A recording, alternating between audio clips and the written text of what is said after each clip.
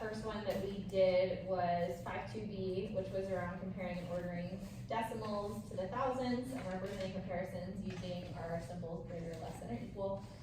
And then that second problem was really mainly focused around 5.2c, which was around rounding decimals to the hundredths or the tenths. This is what we saw. So we can start with the first one, that 5.2b, if y'all want, and kind of talk around what we noticed. It looks like, for the most part, we had a pretty high level of mastery this first time through, at this first pass. We had a couple of kiddos that were in that medium range, and then it looked like we had some kiddos that weren't quite getting there. What do y'all feel like was that gap for the kids that we labeled as medium, or gaps? I think for that it's pretty much understanding place value. Okay. And then using the strategies to help them see the difference. So like, with some of my kids, I have, what I taught them was to circle the greatest digit per in each place value. So if they did it correctly, they only had one item circled, and that showed them, okay, this is the greatest number. But in my mediums, I'll have like 2 digits that were circled, or they crossed off way too many, and then they didn't look at it. Okay, so understanding place value. What about y'all for? Mine, all of mine that I did as medium got the correct answer, but they didn't show any work, and so I didn't know if they knew it or if they took and just based on what I knew from them in our practice throughout the week, I wasn't sure if it was. I mean, math is definitely our toughest subject as a whole, and so they'd only had one day of this. Yeah. And so, not a bad it first looks half. like the lows just really like didn't show strategy at all. Okay. And we had not done a problem like this yet where they had like to use the inequality sign in the answer choice. And so I think maybe just kind of like tackling that, whereas it's not just like comparing and ordering, but it's more so like being able to identify it in the problem. Okay. Okay. But yeah, I think just strategy use. Okay, so strategy use.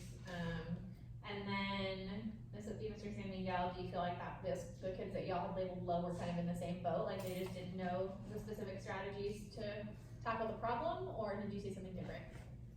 I could see that they knew the strategy. Like for some of them, like they've got everything separated, they've got the decimals lined up, they've got the digits lined up, but then they got confused after that. Like, what am I looking for? Oh, I'm circling the digit. Oh, these both have 6s. I'm going to circle both 6s, or it doesn't matter.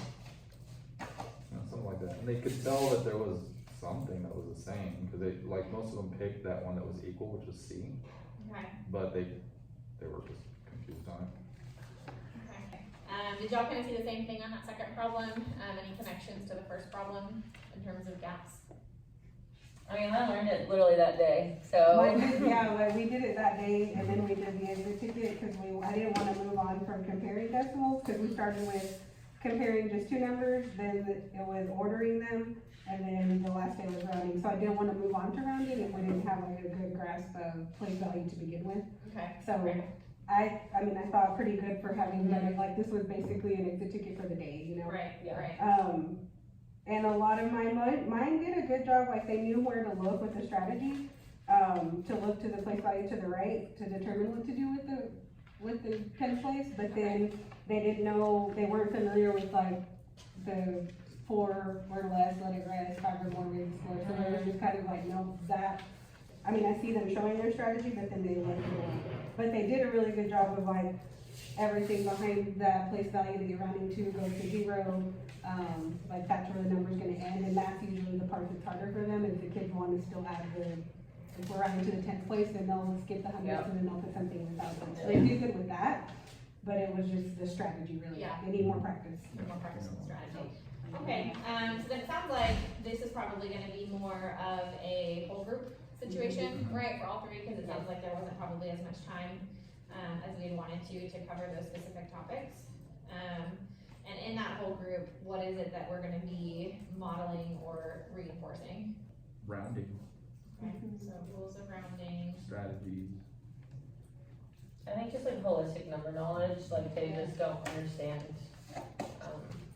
especially decimals, it's hard for them to visualize. Okay, so maybe more like concrete modeling. Examples. Okay, so that's that piece. For reading, if we want to flip over to reading. structure and drama such as character tags, hourly